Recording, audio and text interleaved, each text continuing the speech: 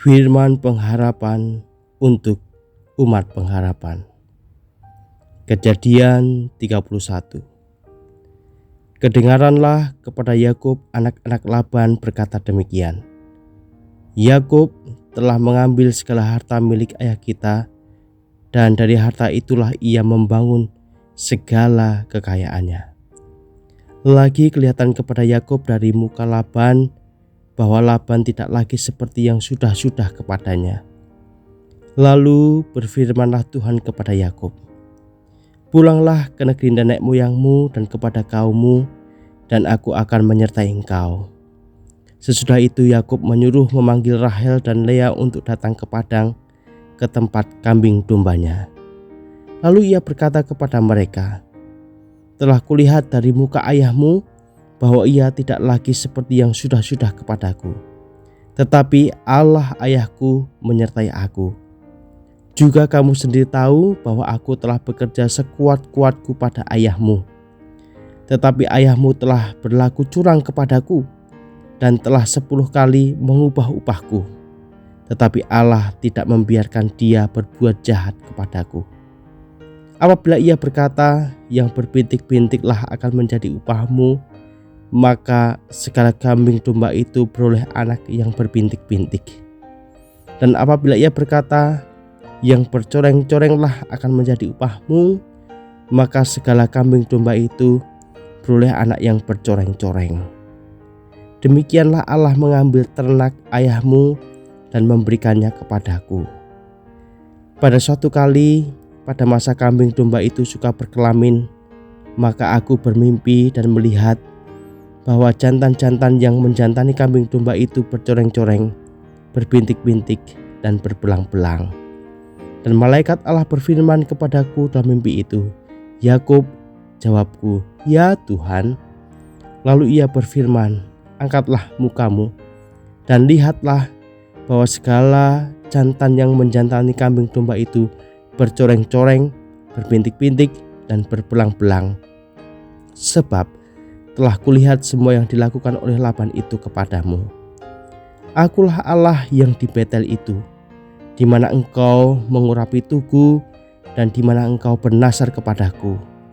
Maka sekarang bersiaplah engkau, pergilah dari negeri ini dan pulanglah ke negeri sanak saudaramu." Lalu Rahel dan Lea menjawab Yakub, katanya, "Bukankah tidak ada lagi bagian atau warisan kami dalam rumah ayah kami? Bukankah kami ini dianggapnya sebagai orang asing karena ia telah menjual kami? Juga bagian kami telah dihabiskannya sama sekali. Tetapi segala kekayaan yang telah diambil Allah dari ayah kami adalah milik kami dan anak-anak kami. Maka sekarang perbuatlah segala yang difirmankan Allah kepadamu." Lalu bersiaplah Yakub, dinaikkannya anak-anaknya dan istri-istrinya ke atas unta. Digiringnya seluruh ternaknya dan segala apa yang telah diperolehnya, yakni ternak kepunyaannya yang telah diperolehnya di padang Aram, dengan maksud pergi kepada Ishak ayahnya ke tanah Kanaan. Adapun Laban telah pergi menggunting bulu domba-dombanya. Ketika itu Rahel mencuri terafim ayahnya. Dan Yakub mengakali Laban orang Aram itu dengan tidak memberitahukan kepadanya bahwa ia mau lari. Demikianlah ia lari dengan segala harta miliknya. Ia berangkat menyeberangi sungai Efrat dan berjalan menuju pegunungan Gilead. Ketika pada hari ketiga dikabarkan kepada Laban bahwa Yakub telah lari, dibawanyalah anak saudaranya bersama-sama. Dikejarnya Yakub 7 hari perjalanan jauhnya, lalu ia dapat menyusulnya di pegunungan Gilead. Pada waktu malam datanglah Allah dalam suatu mimpi kepada Laban orang Aram itu, serta berfirman kepadanya, "Jagalah baik-baik, supaya engkau jangan mengatai Yakub dengan sepatah kata pun." Ketika Laban sampai kepada Yakub, Yakub telah memasang kemahnya di pegunungan. Juga Laban dengan sanak saudaranya telah memasang kemahnya di pegunungan Gilead. Berkatalah Laban kepada Yakub, "Apakah yang kau perbuat ini? Maka engkau mengakali aku dan mengangkut anak-anakku perempuan sebagai orang tawanan?" Mengapa engkau lari diam-diam dan mengakali aku? Mengapa engkau tidak memberitahu kepadaku supaya aku menghantarkan engkau dengan sukacita dan nyanyian dengan rebana dan kecapi? Lagi pula engkau tidak memberikan aku kesempatan untuk mencium cucu-cucuku, laki-laki dan anak-anakku perempuan. Memang bodoh perbuatanmu itu. Aku ini berkuasa untuk berbuat jahat kepadamu, tetapi Allah ayahmu telah berfirman kepadaku tadi malam, jagalah baik-baik, jangan engkau mengatai Yakub dengan sepatah kata pun. Maka sekarang kalau memang engkau pergi semata-mata karena sangat rindu ke rumah ayahmu, mengapa engkau mencuri dewa-dewaku? Lalu Yakub menjawab Laban, aku takut karena pikirku, jangan-jangan engkau merampas anak-anakmu itu daripadaku.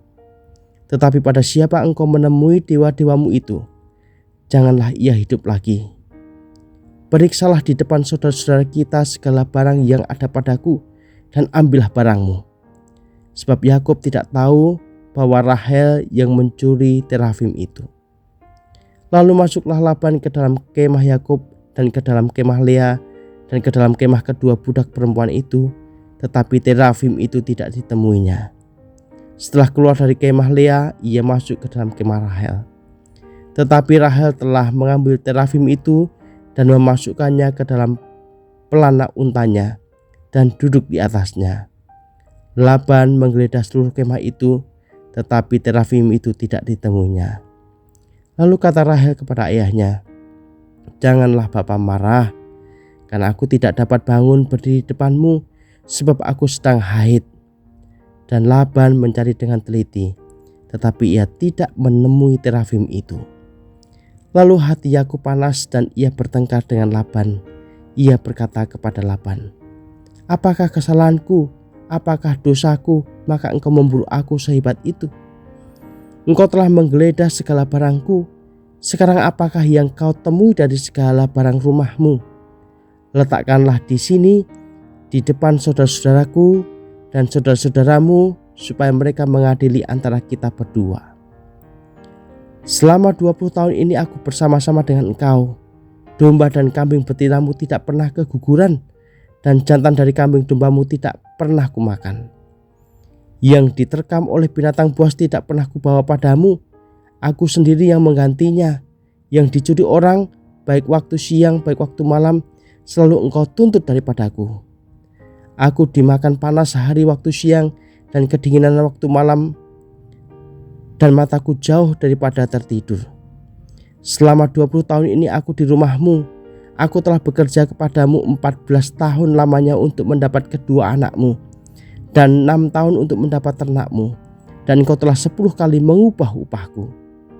Seandainya Allah ayahku, Allah Abraham, dan yang disegani oleh Ishak tidak menyertai aku, tentulah engkau sekarang membiarkan aku pergi dengan tangan hampa. Tetapi kesengsaraanku dan jerih payahku telah diperhatikan Allah, dan ia telah menjatuhkan putusan tadi malam. Lalu Laban menjawab Yakub, perempuan-perempuan ini anakku, dan anak-anak lelaki ini cucuku, dan ternak ini ternakku. Bahkan segala yang kau lihat di sini adalah milikku. Jadi apakah yang dapat kuperbuat sekarang kepada anak-anakku ini, atau kepada anak-anak yang dilahirkan mereka? Maka sekarang marilah kita mengikat perjanjian aku dan engkau, supaya itu menjadi kesaksian antara aku dan engkau. Kemudian Yakub mengambil sebuah batu dan dirikannya menjadi tugu. Selanjutnya berkatalah Yakub pada sanak saudaranya, kumpulkanlah batu. Maka mereka mengambil batu dan membuat timbunan, lalu makanlah mereka di sana di dekat timbunan itu. Laban menamai timbunan batu itu Yigar Sahaduta, tetapi Yakub menamainya Galed. Lalu kata Laban, timbunan batu inilah pada hari ini menjadi kesaksian antara aku dan engkau. Itulah sebabnya timbunan itu dinamai Galed. Dan juga Mispa, sebab katanya, Tuhan kiranya berjaga-jaga antara aku dan engkau apabila kita berjauhan. Jika engkau mengabaikan anak-anakku, dan jika engkau mengambil istri lain di samping anak-anakku itu, ingatlah, walaupun tidak ada orang di dekat kita, Allah juga yang menjadi saksi antara aku dan engkau. Selanjutnya kata Laban kepada Yakub, Inilah timbunan batu dan inilah tugu yang kudirikan antara aku dan engkau. Timbunan batu dan tugu inilah menjadi kesaksian bahwa aku tidak akan melewati timbunan batu ini mendapatkan engkau, dan bahwa engkau pun tidak akan melewati timbunan batu dan tugu ini mendapatkan aku dengan berniat jahat. Allah Abraham dan Allah Nahor, Allah ayah mereka, kiranya menjadi hakim antara kita. Lalu Yakub bersumpah demi yang disegani oleh Ishak ayahnya. Dan Yakub mempersembahkan korban sembelihan di gunung itu. Ia mengundang makan sanak saudaranya, lalu mereka makan serta bermalam di gunung itu.